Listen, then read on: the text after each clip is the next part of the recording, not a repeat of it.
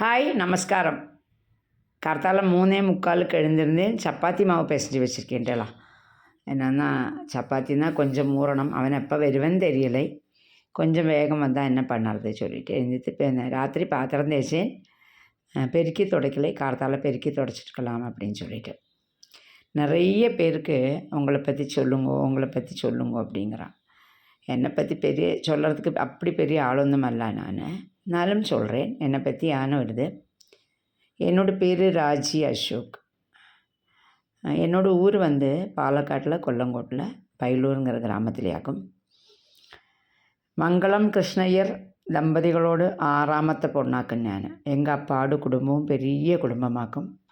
அப்பா கூட பிறந்த பேரும் 11 பேரோ என்னமோ இருந்தாலாம். இப்போ 6 பேராக இருந்தா. அப்போது அப்படி இருக்கிறத அவளோட அப்பா சின்னத்திலேயே கும்பகோணத்தில் வைதிகம் படிக்க போயிட்டான்.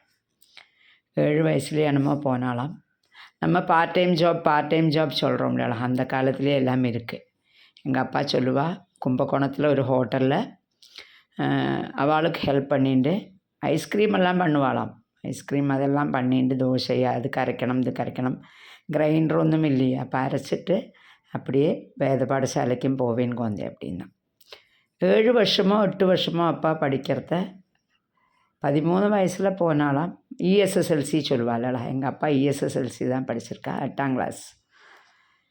அப்போ போனப்போ அவள் தாத்தாவும் பாட்டியும் கூப்பிட்டாலாம். உன்னோட தம்பிகளுக்கெல்லாம் வேலை கிடச்சாச்சு, இங்கே எங்கள் பாட்டியை பார்க்குறதுக்கு பாட்டி எங்களை 2 பேரையும் பார்த்துக்கணும், கிருஷி இருந்தது அதை பார்த்துக்கணும், விடு சொன்னாலாம். அப்படி எங்கள் அப்பா வந்திருக்கா. என்னன்னா அப்போ கொல்லங்கோட்டில் கொட்டாரம் இருந்தது. அந்த கொட்டாரத்தில் சமைக்கிறதுக்கு எங்கள் தாத்தா போவாளாம். தாத்தா முடியாத அன்னைக்கு அப்பா போவாளாம். அப்படி தான் அந்த கொட்டாரத்தில் சமையக்காராக போனால். கிருஷி இருந்தது. கிருஷின்னா என்ன சொல்லுவேன், விவசாயம் அது இருந்தது.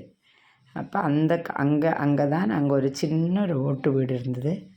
அதில் தான் இருந்திருக்கும். என்னோட 87லையோ 88லையோ வருமோ, 87 79ஓ 80லையோ அதை விற்றுருக்கா. அது வரைக்கும் அங்கே தான் இருந்திருக்கா. அப்படி நிறைய பெரிய ஒரு 2 சினிமாக்குள்ளே கதை இருக்குது எங்களோட குடும்பத்தில். அப்பா சொல்லுவா, அத்தனை கஷ்டப்பட்டிருக்கோம், ஓரோ பைசாவும் அந்த கிருஷியில் அத்தனை கஷ்டப்பட்டு தான் உண்டாக்கியிருக்கோம்.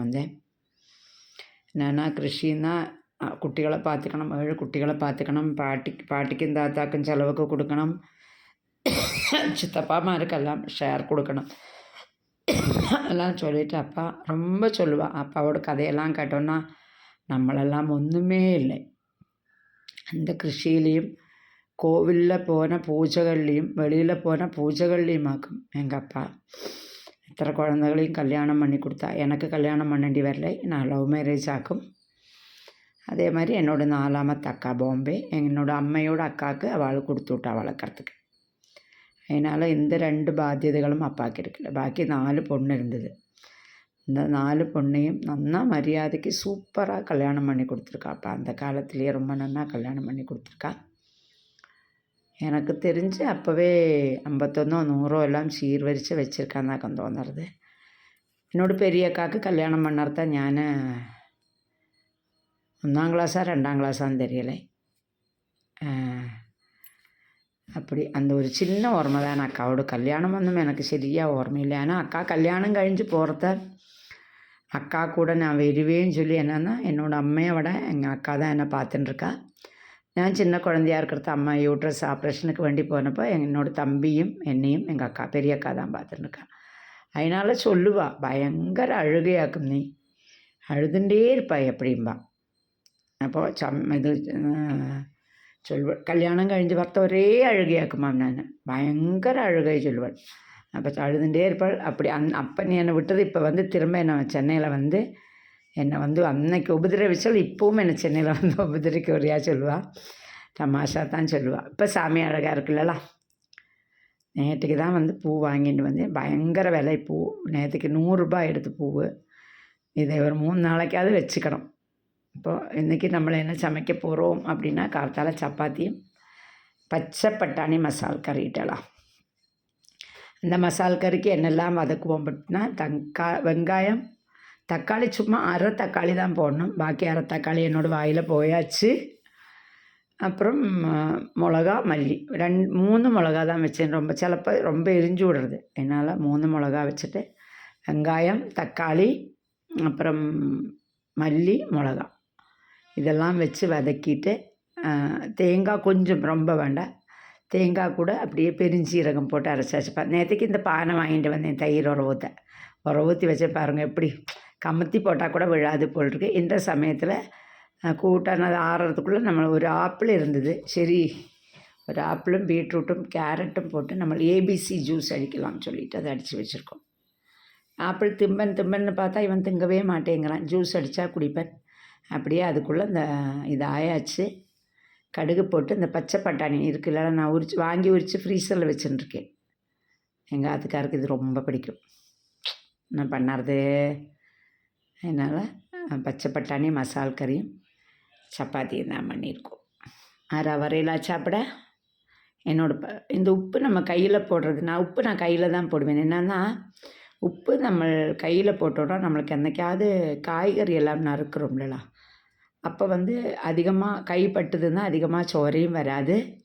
வேகம் அப்படியே சோறை வந்தால் கூட வேகம் உணங்கி விடும். அப்போ இந்த உப்பு புளி கையில் படணும்பா. இன்றைக்கி நிறைய பேர் அது நகம் போயிடுமோ, நகமெல்லாம் போயிடும். பார்த்தீங்களா, சூப்பராக இருக்கும். வரையலாம் சாப்பிட. அப்படியே சப்பாத்தியும் பண்ணிவிட்டோன்னு வச்சுக்கோங்களேன். நான் கருவடாம் பண்ணணும்னு நினச்சி பிடிச்சி வச்சுருக்கேன். ஆனால் நாழி சரியாக செட் ஆகிடலை. நம்ம பிஸ்னஸுக்கு இருக்கிற என்னோடய நாடி ரொம்ப ஒல்லியாக இருக்குது. என்னை மாதிரி கிண்ணுன்னு வேணும்னு நினைக்கிறேன். என்னால் நாழி ஒன்றில் அதை ஓட்டை போட்டுன்னு வரணும். இல்லாட்டா எங்கள் அக்காவாத்தில் போய் பெரிய நாழி எடுத்துகிட்டு வரணும். அப்படி சப்பாத்தியும் பண்ணிவிட்டு பாக்கி கதை சொல்கிறேன்ட்டலாம். நாளைக்கு சொல்லிகிட்டே இருக்கேன் கதை, என்னோடய கதை. அப்போது அப்படியாகும். எங்களோட கிருஷி அதெல்லாம் பயங்கர எங்களோட அந்த களம் சொல்லுவேன்ல, விவசாயம் இதெல்லாம் ரொம்ப இதாக இருக்கும். அப்போ பாருங்கள், சப்பாத்தி ஆச்சு. பாய்.